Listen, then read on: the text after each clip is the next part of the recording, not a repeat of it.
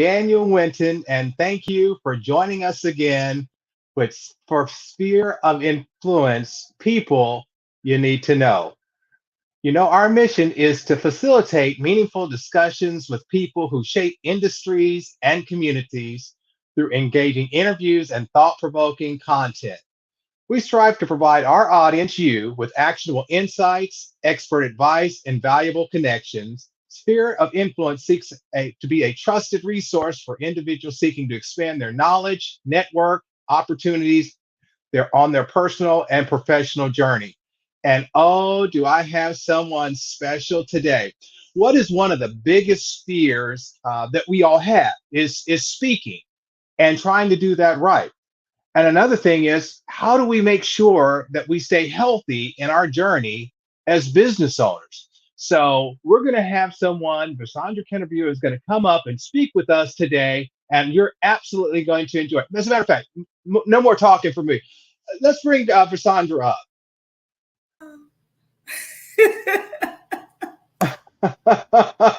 Hello, Versandra.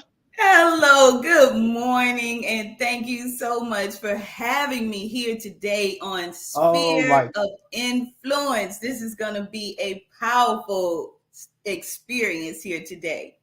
Well, I so appreciate you showing up. We don't often have people that have experience on BET and has won as many awards as you have for public speaking and things of that nature. So that's exactly why I want. As a matter of fact, let me just stop talking. Just spend a couple of minutes telling our viewers who you are, what you do, and some of the essence of the things that you bring. Okay, thank you again for this opportunity to just speak with your audience for a little bit about, what I've been doing personally, Versandra Kennedrew, and then a little bit about my business, Optimal Living Education and Retreats. But I know that you want me to speak about public speaking because that is a huge part of my life as well. I happen to serve as Oh no, I want you to speak about both. Okay. Okay, I got you. Well, but since okay, they yeah, came please up speak about first, both I got because this chronological thing going on in my head, so I'm like, got order. Okay. I'll start with me. I'm Versandra Kennedrew, All and right. I am a healing artist. That's the easy way of describing all that I do. I use my skills, gifts, and talents to support people with becoming the best version of themselves. And that generally requires some healing because we live in a world with all kinds of stuff going on every day. Absolutely. I'm telling you the truth. If you just turn on the news today, you can easily be depressed in 5 minutes. And so, with that in mind, I started probably about 25 years ago on this journey of personal development for myself, not really understand that I needed help. I just knew Okay. that I wanted something more in my life that I was not currently experiencing at that time. And so I found this thing, self-help, personal development. I started reading books and going to seminars and those type of things. I was still working in retail back in those days in management. And I was a district sales manager running 22 stores in 3 states, DC, Maryland, Wow. Virginia. And so personal development was important for me in order to be able to develop and support them as leaders running their stores. And so that's kind of how my journey began, because when that career ended abruptly after Right. the company I worked for went out of business, shut everything down, over 3,000 stores. And there I was. I didn't have a plan, but I knew I wanted to become an entrepreneur and do something I had a passion for and that I could do the rest of my life. And so that started me with becoming a massage therapist. And massage therapy led to all of the other healing arts. I became an energy healer. I studied yoga, became a yoga teacher, instructor, meditation, mindfulness. I got really deep into essential oils and plant essences and herbs and nutritional supplements and the whole 9 yards. And I Well, let believe me that ask you a question on those, that. Let me ask you a question on that. How did you make this change from being this superstar? I mean, you're doing all these things, and all of a sudden you say, okay, now I'm going to start. I'm just going to just step back, and I'm going to get into yoga. How did that, how did that transition in your mind? And more importantly, how do people around you think about, you're going from all this district manager, this, that, and the other, down to, okay, well, we're going to just sit on a mat for a little while. Tell me about that thought process. well, it was really about I was losing my mind and I was sick in that other industry. When you do that hustle for years and years and years, you're working 12, 14, 16 hours, living in the grind, you can lose yourself for one, and you definitely can become depleted and you forget who you are. I lost myself totally. I mean, just this whole corporate world, climbing the corporate ladder, looking for that next promotion. Okay, you get the company car, you get the expense account. Now what next? Which boardroom Right, do you want to get in? And as an African American woman, it is very hard out there, especially back in those days. This I'm talking about in like 2000 is when I left retail. But when okay, I shifted, I had become sick. I wow, had not been sick in my life, but I had fibroids. I had all kinds of stuff. Ladies that are watching, I'm sure you understand. I really don't have to say anything to the women that are right, go-getters out there, because either they've experienced it or they know a super woman out there that has gone through something similar. And so what happens is during that time, you generally make a choice. Either you're going to continue to do this because that's what you don't know anything right, else, and so you just wear yourself out till you can't do it anymore, or you become dark, bitter, you hate people, you just, it changes you. Or right, you right, choose to go inside. And for me, I've always been a seeker of truth, a seeker of light, all those things, a seeker of God. And so right. in that introspection and wondering, what is my true purpose in this world? What am I to do? And during that downtime, being in the bed, recovering, I got a revelation of what I was to bring to humanity. And so Okay. that's when the shift occurs. It wasn't just a career shift, it was a whole mentality. And that shift, at talking about changing and talking about losing friends, family, all kinds of things. I mean, even my church did not understand when I'm Right. I talking just about massage therapy and healing and this and that. And, but right. I had to follow my truth.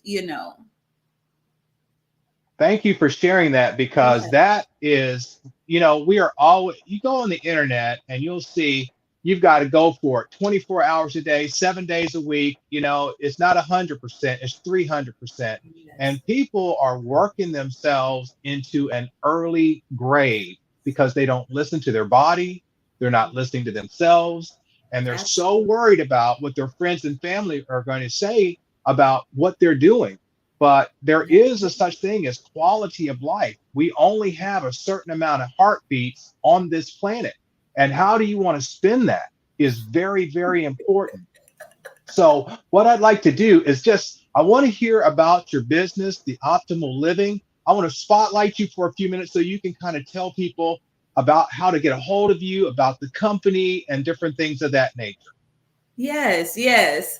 I would like to say that when I made the shift from the chaotic career that I was living, and it was really a lifestyle that I was living, is because you can live a busy or a professional lifestyle. You can live one and live it more balanced and have a more fulfilling life when you have certain tools and resources at your disposal. So today, in today's world, we all have at our fingertips the opportunity to reach out to health coaches. You can reach them virtually, you can reach them and have live meetings in their offices. These days, health coaches are meeting with clients, at coffee shops. And I even meet with some of my clients on the river walk. We get a blanket and lay it out on the grass and sit down and have our session. It might include a little massage, little meditation, and even yoga. So in today's world, optimal living is accessible to each person, no matter what career path they've chosen. And so this is what I did after I made the personal shift and decided I wanted more in my life. I wanted it to be more fulfilling. I wanted to, yes, have an amazing career and be a professional woman, but I also wanted to live life to the fullest. I wanted to travel. I wanted to be able to go out and hike and swim in the ocean and those type of things. I wanted real vacations, all of those things that I desired to have, but I didn't think were possible. And then I created a career path around that. So Optimal Living Education and Retreats was born during the pandemic. Even then, I had to make another pivot. I had to shift from being a one-on-one practitioner, just working with individuals, to working with groups, organizations. I'm a government contractor now. I'm serving the biggest supplier, or the biggest employer and purchaser of products and services in the world, the United States government. And so all of those shifts occur when you're able to sit in silence, be in stillness. When things seem chaotic all around you, you can sit down and write a plan. They say, write the vision and make it plain. Yeah, we need time to do that. So Optimal Living Education and Retreats does all of that for individuals. We help people who are looking to enhance their lives, corporations, organizations. We do team building trainings, workshops, retreats. I've recently worked with Toastmasters International.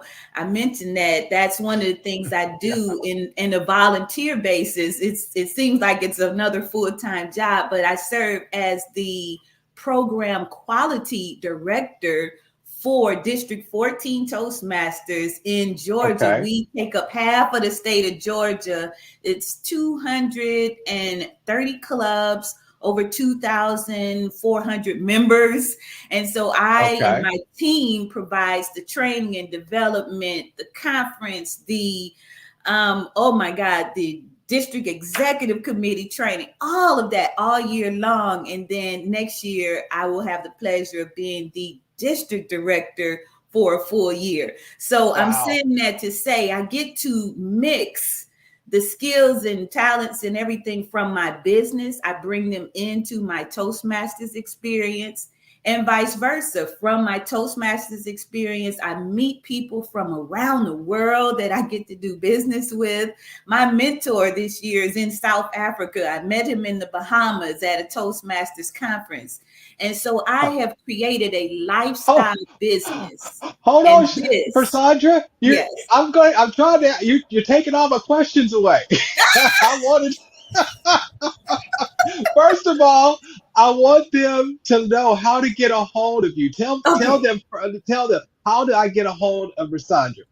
Get a hold of me by visiting optimallivingretreats.com. optimallivingretreats.com. Excellent.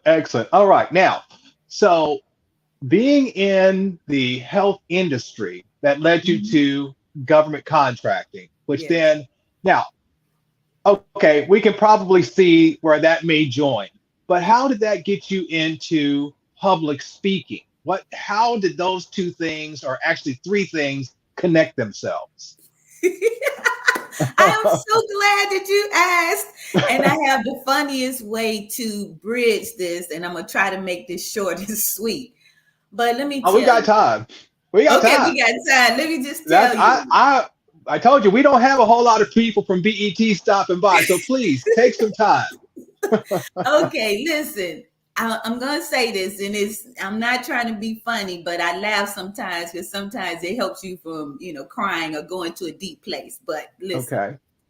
being a Black little girl born in a mental institution just outside of Detroit, Michigan in the early 1960s.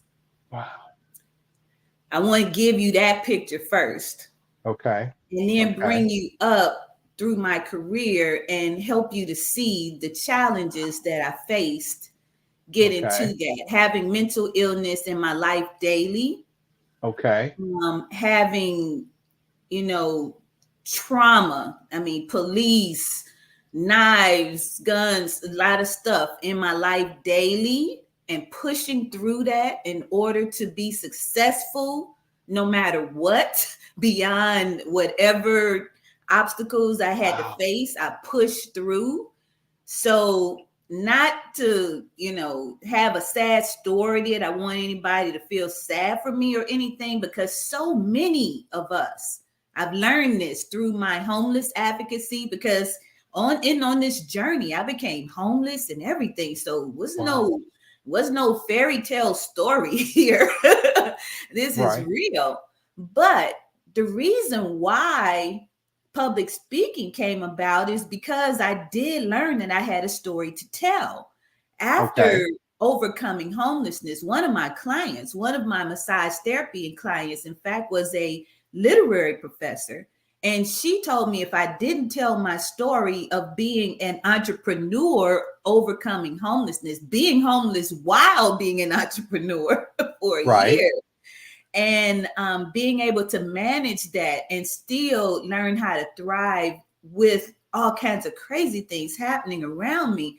But I wrote that book because she said if I didn't, I would be doing a disservice to humanity. What's the name of the book? Thank God for the Shelter, Memoirs of a Homeless Healer. It's on Okay. Amazon.com. Yeah, and I Okay. wrote that about 15, 20 years ago, and there's a second edition, so it's been updated. But the point that I'm making is that I did not have the best education. I only had, high school graduation. Right.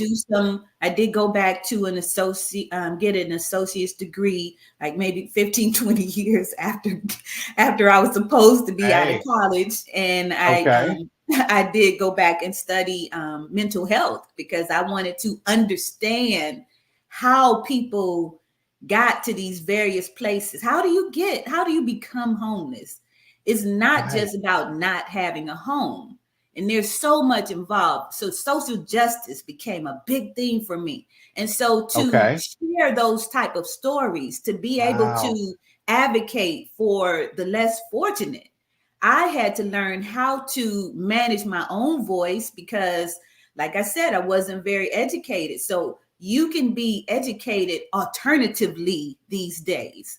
No one Right. has that ability to use that as an excuse anymore. If you just Right. want to watch YouTube videos and practice, you can learn things and you can become educated. I chose public speaking, leadership, and communication through Toastmasters because that is something that every individual needs as long as they live. I'm a lifelong Right. learner. I plan on being Okay. here until I'm 100. So if I plan on doing that and I want to be living well, I want to be able to be in my right mind. I want to be able to take care of myself and be Right. independent and those type of things. Well, what does that require of me?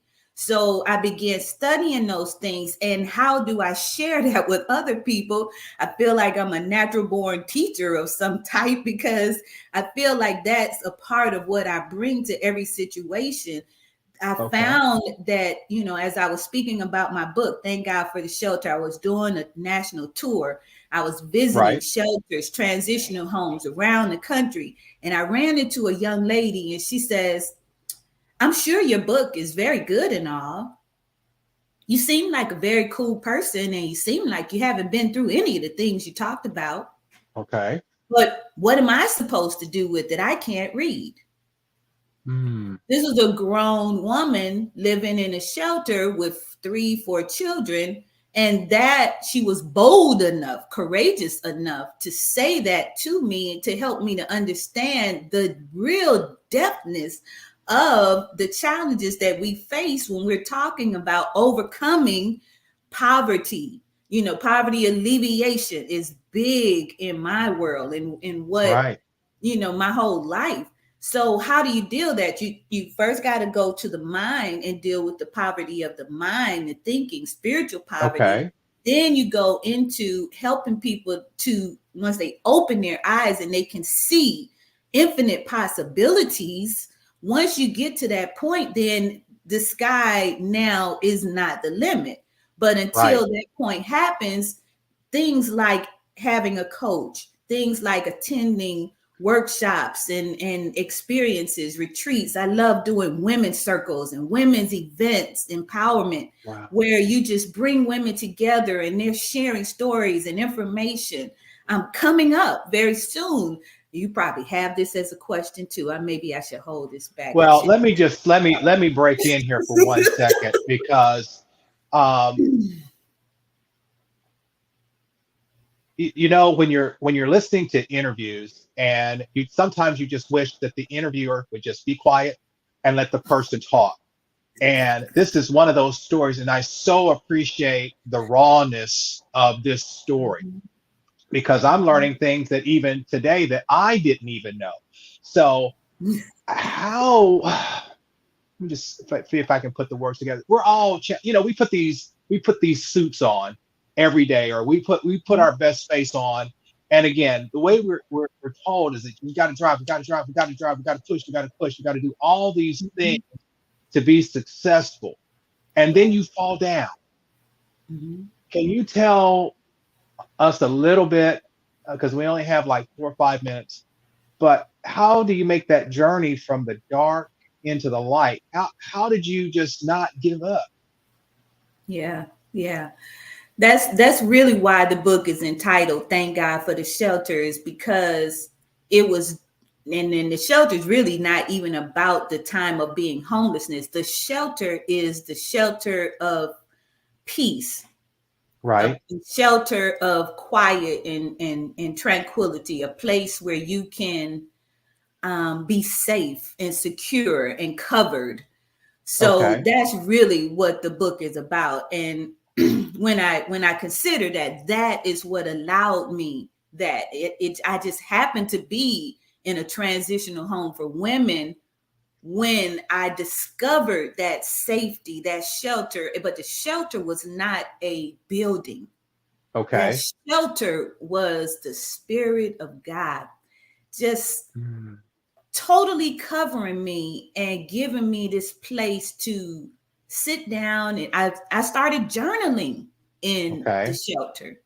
I began writing about the things that I was feeling, how terrible I felt, and how I had, just really failed myself, Mm. not anybody else, myself. I had such high hopes for myself at a certain age and period and time in my life. Most of us do. So I began to use that safe space and hear out, I want to share this real quick because it's kind of short and sweet, but this is one of the things that came to me because I was asking who I am.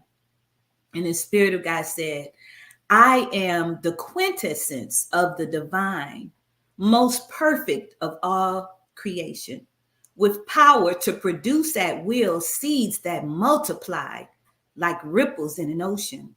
The personification of I am, beautiful, radiant, absolute, and undeniable. I am love.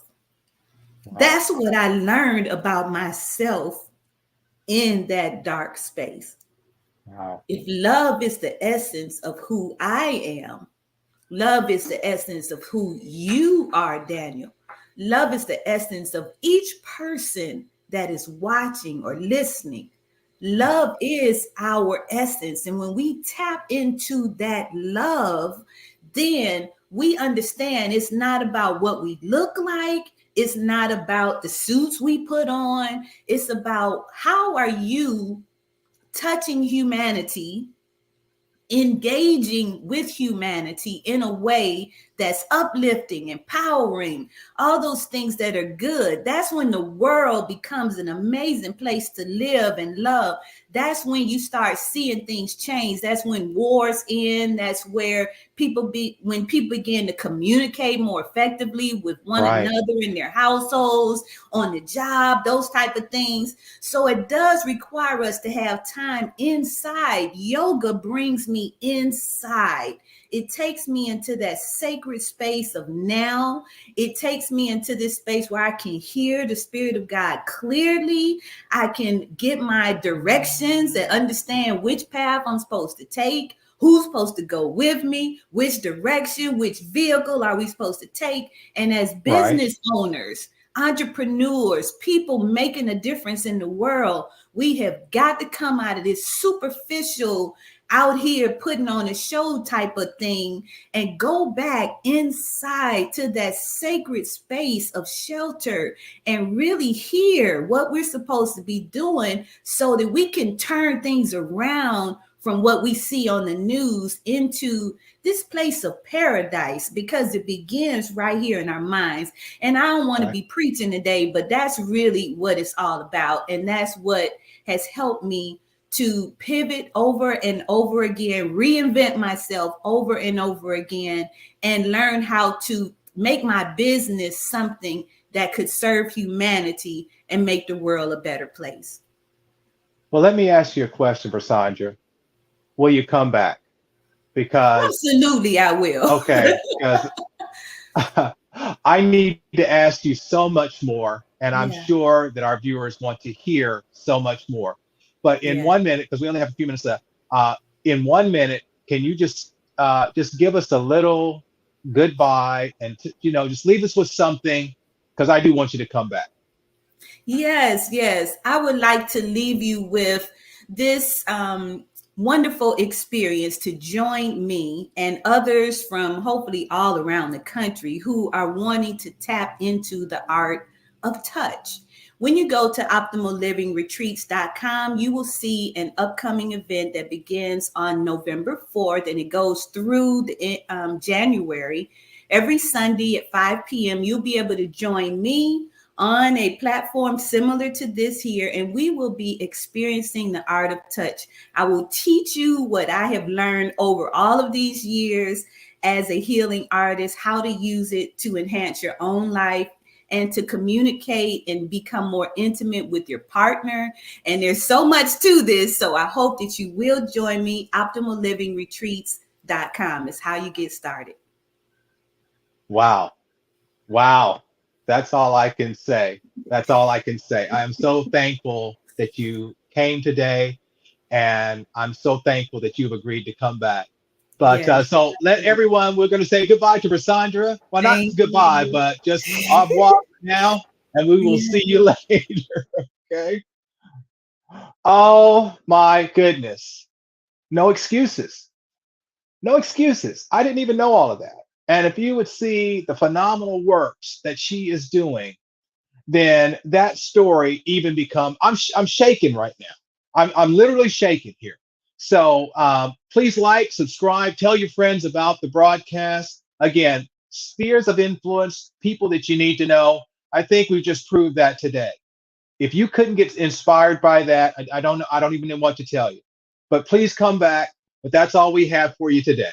Bye for now.